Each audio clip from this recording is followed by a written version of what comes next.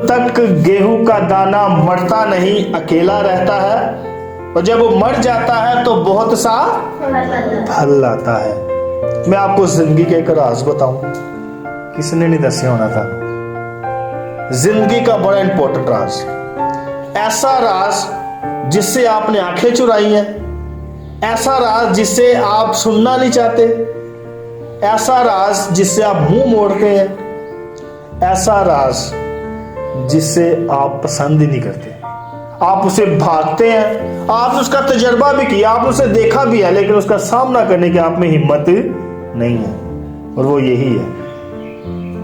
यीशु ने कहा कि जो दाना मरता नहीं जब तक वो अकेला रहता है, लेकिन जब मर जाता है तो बहुत सा फल लाता है। यही जिंदगी का राज है। हम मरने के लिए तैयार नहीं है।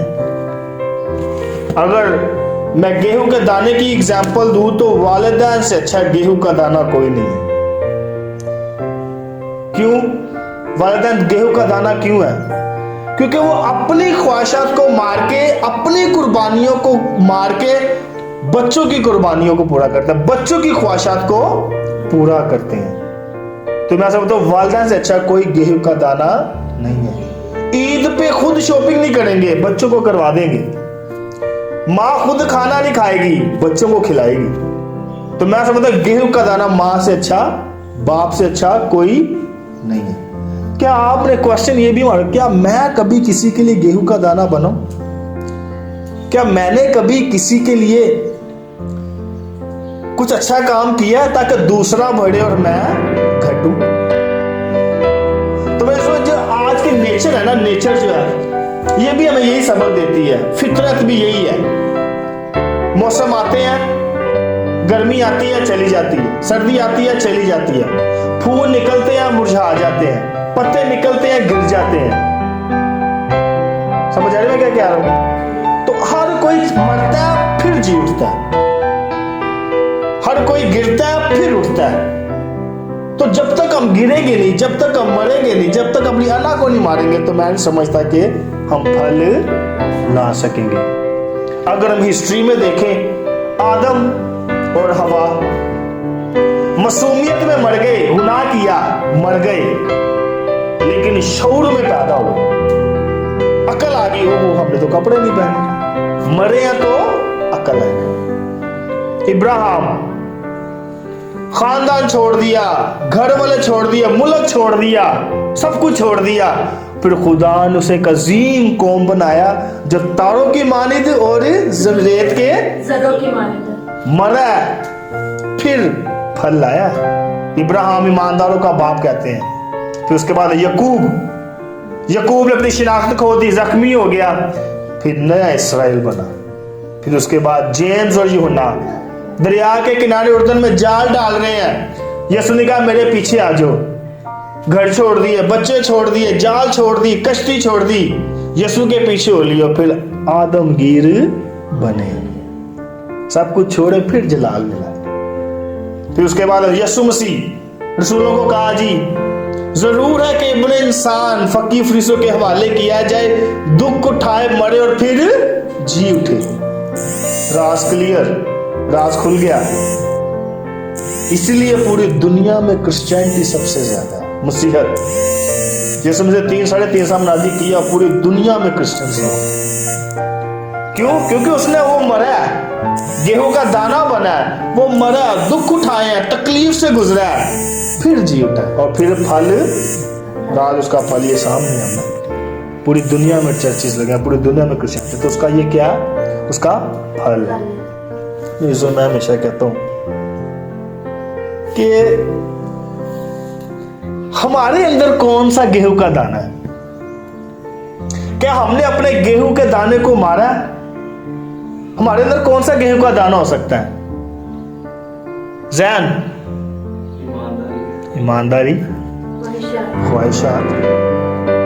हमारे, मैं सोचता हमारे अंदर जो यीशु मसीह कह रहे हैं ना कि जब तक गेहूं का दाना मरता नहीं, अकेला रहता है, जब मर जाता तो बहुत सा फल लाता है। और हमारे अंदर जो गेहूं का दाना है ना, वो नफरत का है, वो हसद का है, वो गुस्से का है, वो नाराजगी का है, वो दुश्मनी का है। तो जब तक हम अपने कब तक लोग हमसे प्यार, अगर मुझ में हसद का गेहूं है तो लोग मुझसे प्यार करेंगे, नफरत का गेहूं है दाना है मेरा तो लोग मुझसे प्यार करेंगे। तो जब मैं अपनी नफरत को मार दूंगा, अना को मार दूंगा, गुस्से को मार दूंगा, फिर लोग मुझसे प्यार करेंगे। फिर हर कोई कहेगा फादर जी फादर जी। तो फिर इसका मतलब फिर मैं फल लाया। इसलिए कहीं ना कहीं हमें जरूरत है अपने अंदर जो गेहूं का दाना मारने की। वो गेहूं का दाना नफरत है, हसद है, नफरत है, गुस्सा है, दुश्मनी है, जेलसपन है।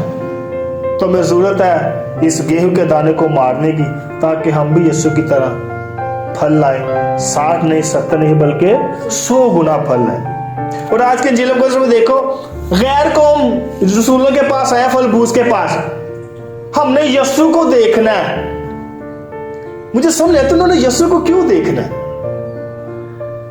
मुझे कुछ बोला उन्होंने शायद इसलिए यीशु को देखना है क्योंकि यीशु ने पानी को मैल में तब्दील किया था, इसलिए वो यीशु को देखना चाहते। केड़ा बंदा है वो यीशु को इसलिए देखना चाहते हैं कि यीशु ने हैकल में चीजें बेचने वालों को बाहर निकाल दिया, इसलिए उसने कहा कि हम यीशु को देखना चाहते हैं। वो इसलिए यीशु को देखना चाहते हैं कि उसने अफसर के बेटे को शिफा दी।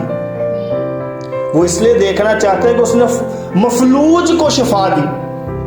वो इसलिए देखना चाहते हैं कि उसने 5000 लोगों को 5 रोटियों 2 मछलियों से शेर कर दिया। वो इसलिए देखना चाहते हैं कि किसने लाजर को 4 दिन का मुर्दा जिंदा किया। तो क्या हम भी यीशु को ऐसे ही देखते हैं? हम जब चर्च में आता तो हम यीशु को ऐसे ही देखने आते, चला रहा है चल यीशु नहीं देखा ही, कि हम ईमान के साथ आते हैं। तो इट डिपेंड्स ऑन अस, हम कैसे यीशु को देखने आते हैं। ठीक है, तो इसलिए कभी कभी क्वेश्चन ये हम पे भी मान करते हैं कि हम यीशु को किस तरह देखने आते हैं। तो मेरा पॉइंट यही है कि हम ये गेहूं, मैं समझता मैं अपना क्या कहना, मैं कहता ये ऐसा गेहूं का दाना है जो हमारे लिए जिंदगी की रोटी बना, ऐसा गेहूं का दाना। तो जो हम कैथलिक्स, जो रोमन्स है, एंग्लिकन्स कैथलिक, रोमन्स कैथलिक, ये सारे वो गेहूं का दाना जो मरा उसकी पाशा हम सब खाते हैं और जिंदा रहते हैं। तो इसलिए मैं समझता हमें भी ऐसा गेहूं का दाना बढ़े, ताकि बढ़े दूसरों के लिए प्यार का, दूसरों के लिए मोहब्बत का, दूसरों के लिए एहसास का फल है। तो मसीह हमें ऐसा करने की हिम्मत ताकत दे। मसीह हमारे खुदा उनके वसीला से आमीन।